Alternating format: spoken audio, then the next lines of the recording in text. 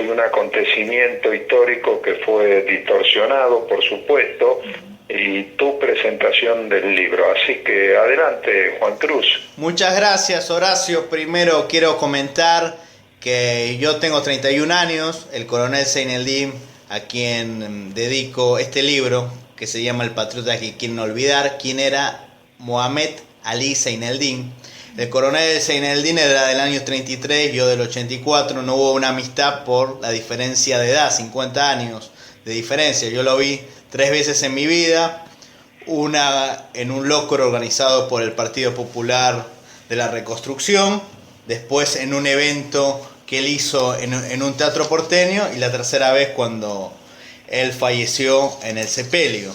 Lo que me llamó la atención era la calidad humana del coronel Zaineldin. Yo no vengo de familia militar, así que no es un libro con una intencionalidad política, porque yo no provengo de un sector, digamos, del nacionalismo militar, sino que lo que me agradó y me llamó la atención del coronel era su calidad de persona. Y en este libro, que consta de 14 entrevistas al entorno cercano del coronel, la viuda, la hija, camaradas, muchos de ellos escarapintadas, un héroe de Malvinas que es el veterano de la guerra Víctor Hugo Bertone, que es un joven cordobés que peleó en Malvinas en el Regimiento de Infantería 25, más conocido como los Bravos del 25, que comandaba el entonces teniente coronel Mohamed Ali Zaineldin. Así que este libro más que nada narra la vida de Zaineldin por quienes lo conocieron. Esto es lo bueno de escribir un libro de un personaje que murió relativamente hace poco, hace 6 años, que hay testimonio vivo de gente que lo conoció. Y bueno, en este libro trato de recopilar lo que era Zaineldin, no solo como un gran militar, como un líder del ala nacionalista católica del ejército y como un guerrero de Malvinas, sino como era él en su calidad humana, que tú tuviste la suerte de conocerlo también. Sí, no solamente conocerlo, yo en realidad tenía una amistad muy profunda, inclusive anterior a mi ingreso a lo que era la Fuerza Aérea Argentina. Él ya era teniente del ejército argentino y por circunstancias de un familiar que vivía en el mismo edificio que estaba él, bueno, tuve la suerte y la oportunidad de conocerlo, de que nos invitara en ese momento a su casa, que bueno, estuviéramos comentando cuando le manifesté mi intención y mi vocación por la Fuerza Aérea. Bueno, se alegró mucho, un hombre que escuchaba, y a partir de ahí, digamos, por encima, después de ser camaradas, de representar este ideario, de querer, ¿no es cierto?, Fuerzas Armadas que ahora están destruidas, están, digamos, de alguna forma, muchos lamentándose, y yo lo vengo diciendo hace años. Bueno, fomentamos no solamente esa camaradería, una amistad muy grande, y en los últimos tiempos, antes de su fallecimiento, pocos días antes, habíamos estado también en varias oportunidades reunidos. Él estaba dando un apoyo, digamos, como lo hacía por ahí con muchos movimientos, en este caso con Cóndor, y sobre todo la alegría, y cuando le propuse que prologara mi libro Los protocolos de la corona británica y estrategia angloamericana, y sin titubearlo, prologa este libro. Y bueno, y para mí me enaltece, me llena de orgullo que él haya aceptado y que está rubricado, o sea, no hay ninguna duda. Y después, en los distintos reportajes que hemos tenido en la radio La Voz del Cóndor Malvinense, tanto en AM, FM y posteriormente en nuestra radio, que hemos reproducido, ¿no es cierto?, en la radio propia, que es Frecuencia Cóndor, hemos reproducido prácticamente uno de los últimos reportajes con poco tiempo antes de que falleciera, y que la verdad, escuchándolo y que nos han pedido la repetición del mismo muchísimas, innumerables veces, y cada vez que lo escucho, aparte de emocionarme, realmente palabras como que parece que se estaba despidiendo, da la sensación, ¿no es cierto? Bueno, esto, repito, forjado en tantos años, décadas, de una amistad inalterable por encima de lo que por ahí hubo algunos que se acercaron con, digamos, intereses, digamos, especulativos, otros lo hicieron de buena fe, otros, digamos, tuvieron, digamos, la oportunidad de participar en los hechos, etcétera, pero yo con él estábamos por encima, tal y así que él me llamaba mi hermano y yo también lo llamaba mi hermano, ¿no es cierto? Y bueno, esto es lo que rescato en el libro, sobre todo el trato afectivo que tenía el coronel, que era una persona que tú bien lo sabes como militar, él tenía un buen trato con su subalterno, incluso sus soldados de regimiento lo llamaban nuestro padre en la trinchera, porque era una persona que se preocupaba por sus subordinados, una persona muy responsable y afectuoso en el trato diario. Sí, tal cual, Juan Cruz, y te repito, maravillosa persona, un ejemplo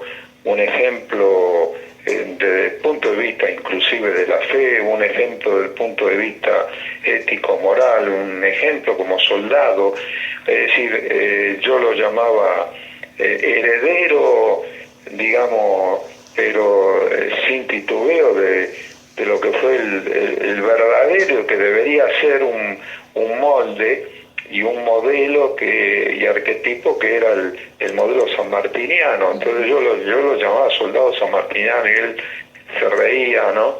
Le digo, usted representa fielmente toda esa virtud de todo esto. Bueno, él me tuteaba y yo por una cuestión de unos años no lo tuteaba, pero realmente era, digamos, en todo lo que habló y bueno, todo lo que hizo, traslucía, repito, esta forma de decir, bueno, no solamente paso por una institución militar y puedo dejar poco, mucho, regular una impronta. No, él creo que ha dejado, no una impronta, ha dejado se puede decir, una división a partir de la cual, y Malvinas tuvo que ver en esto, la guerra de Malvinas, él, digamos, se puso a la cabeza, junto con muchos que estuvimos como veteranos de guerra, se puso a la cabeza de esta, digamos, histórica epopeya comparable a las invasiones inglesas, la guerra de la independencia, la vuelta de obligado, etcétera, estos hechos históricos. Y algún día va a ser reconocido, algún día, como pasa con la historia, pasó con Juan Manuel de Rosas, el brigadier general Juan Manuel de Rosas, después de tantísimos años, vino el reconocimiento, estaba en el ostracismo, era el tirano, lo mismo le pasó y logró, digamos, a Perón lograr filtrarse en los últimos años de su vida y volver a la Argentina, cosa que otros prohombres no pudieron. Es decir, hay una norma general en esto de ostracismo, de destierro y de persecución si uno se queda en su tierra. Y aparte, como tú dices, Horacio, hay un común denominador entre estos prohombres como San Martín, Rosas y Perón y el coronel Seineldín. San Martín luchó contra el colonialismo y el imperialismo español, Rosas con el imperialismo anglo-francés, Perón contra el imperialismo norteamericano y el coronel Seyneldin contra el imperialismo anglo-norteamericano, al igual que tú, en la gloriosa guerra de Malvinas.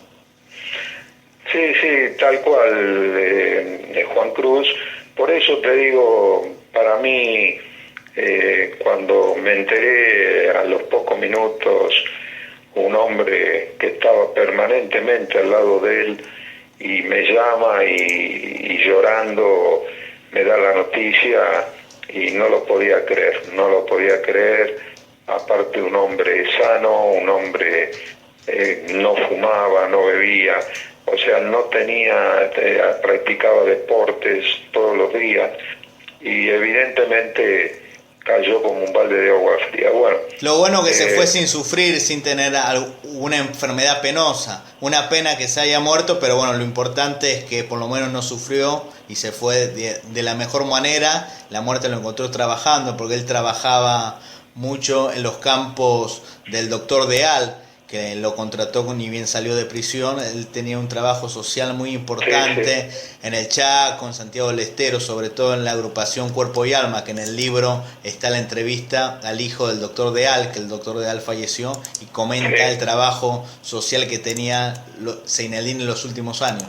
Sí, nosotros acá le pasamos el tal cual, y soy testigo porque en la fundación del doctor Leal varias veces tuve que exponer y sobre el tema Malvinas, geopolítica, etcétera, etcétera, y sabía que él con eso se tenía que ganar honradamente el pan porque había sido dado de baja, no gozaba de ningún, digamos, retiro, ni militar, ni pensión, etcétera, etcétera. Así que él se ganaba la vida también trabajando y lo encontró justamente en esa tarea, ¿no es cierto? Y en la fundación, justamente, ¿no?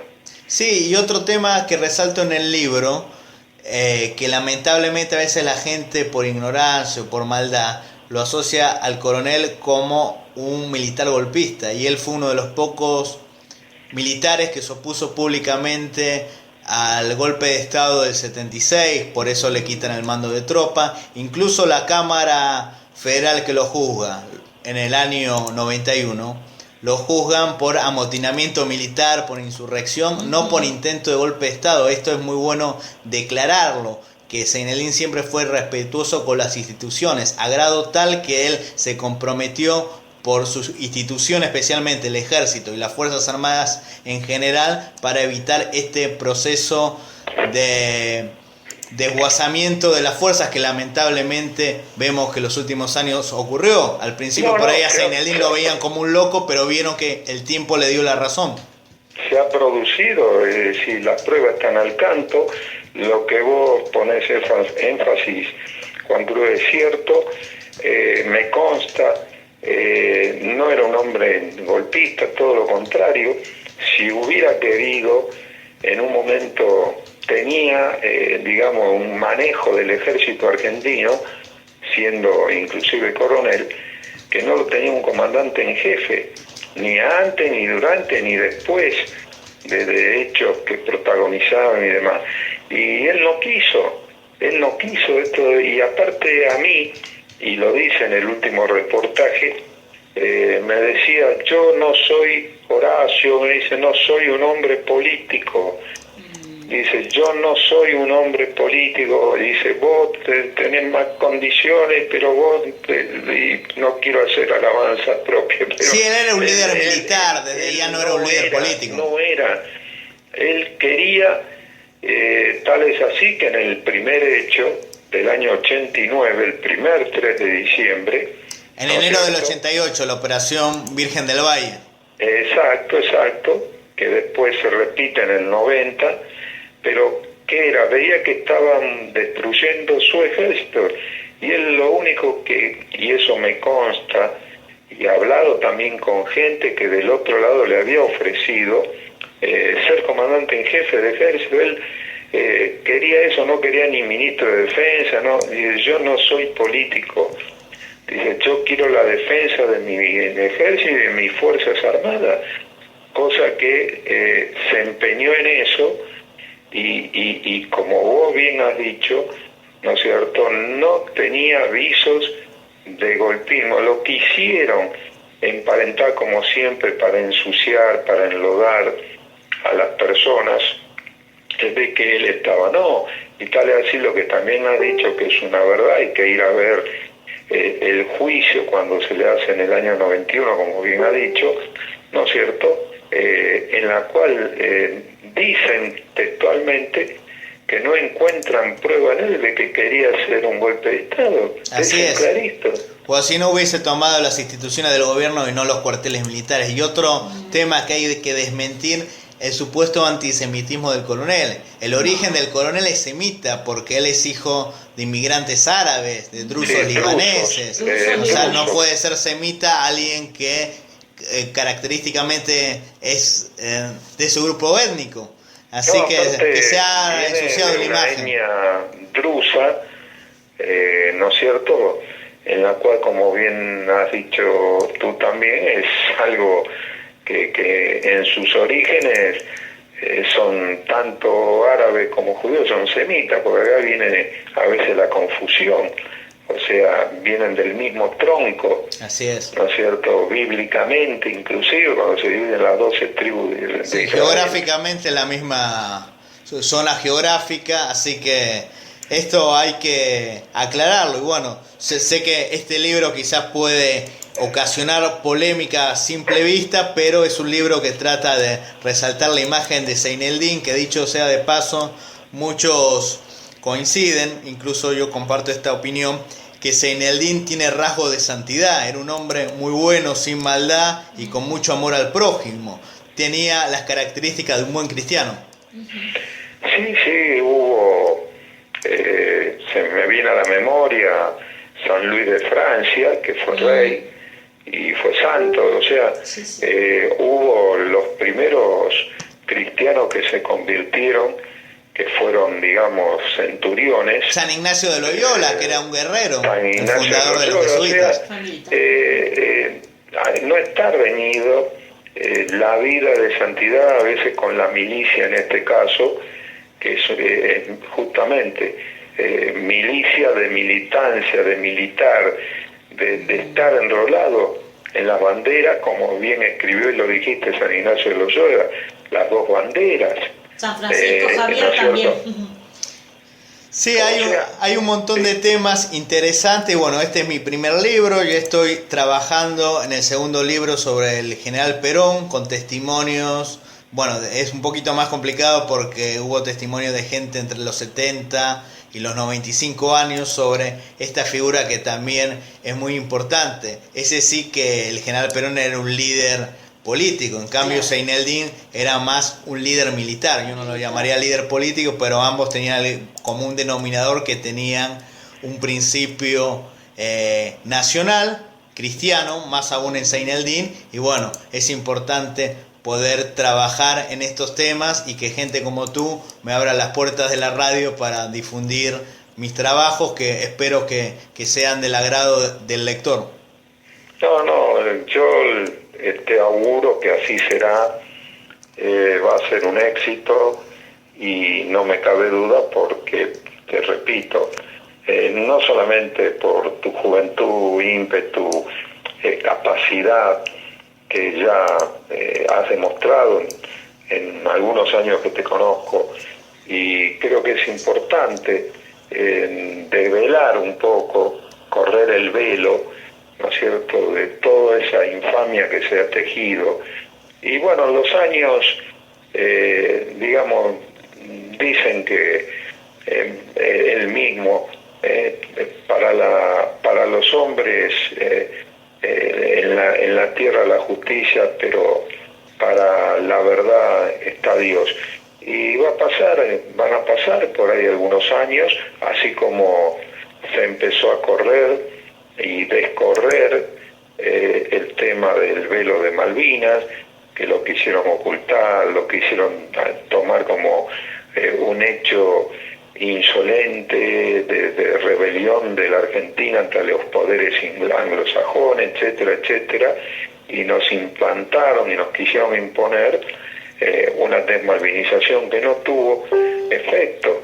Y bueno, como está asociado él a ese hecho, y en qué forma está asociado con mayúscula, en la medida que crece el tema de Malvinas, va a crecer la figura de él también. O sea, cuando decrece y vemos que la Argentina se encuentra indefensa, desarmada, y Malvinas no ha tenido, digamos, el eco que corresponde. Hay muchos que, ¿para qué fue una guerra inútil? ¿Por qué si al final están mejor, que yo he escuchado barbaridades como que son inglesas, que no podemos hacer nada? Es decir, las diferentes tónicas del justificativo del argentino mediocre, como lo llamo yo. Sí, hay una cosa muy cierta que dijiste, Horacio: para la verdad el tiempo, para la justicia Dios. O sea, con el tiempo esto se va a revertir y la gente va a tener noción de que estamos conviviendo con héroes de carne y hueso que pelearon por una guerra. Quiero recordar que el jueves 3 de diciembre, a 25 años del último alzamiento más conocido como Operación Virgen de Luján, presentaré el libro a las 7 de la tarde en la calle Viamonte 1596, primer piso. Este jueves 3 de diciembre a las 19 horas en Viamonte 1596, primer piso. Es a la vuelta del Instituto Rosas. Muchas gracias por dejarme.